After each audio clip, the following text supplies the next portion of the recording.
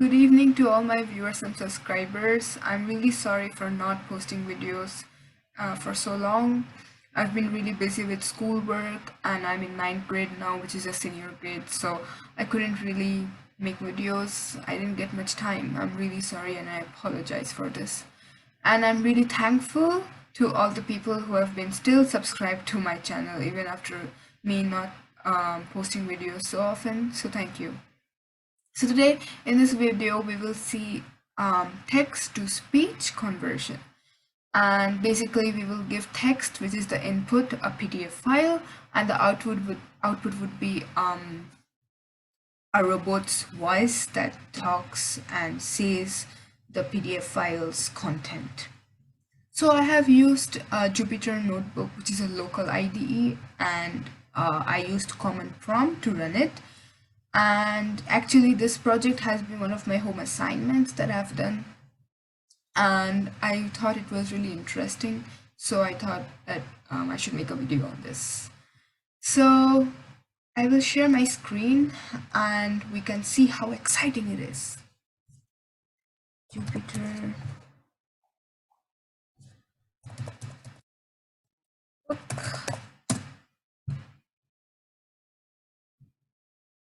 I'm sorry if it takes a little bit of time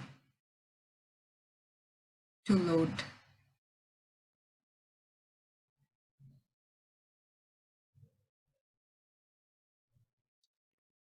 We're almost there, and here we go.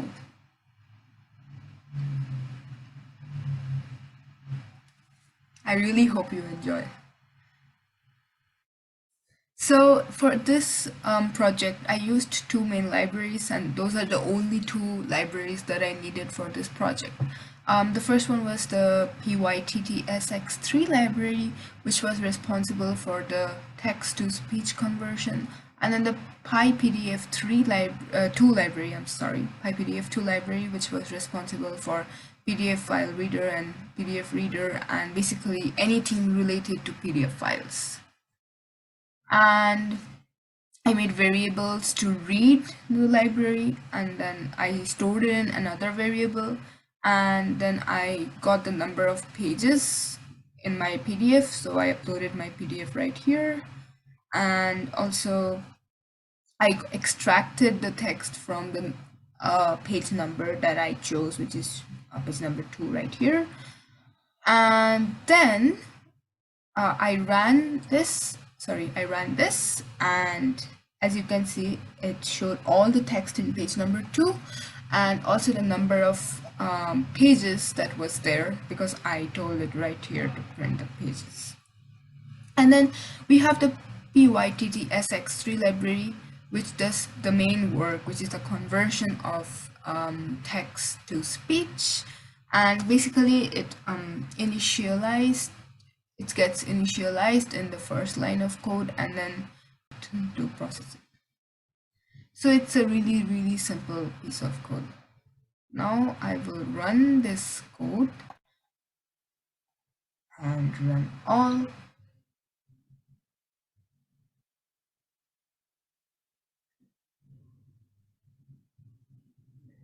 At the first part of the graph, the stearic acid was in a solid form.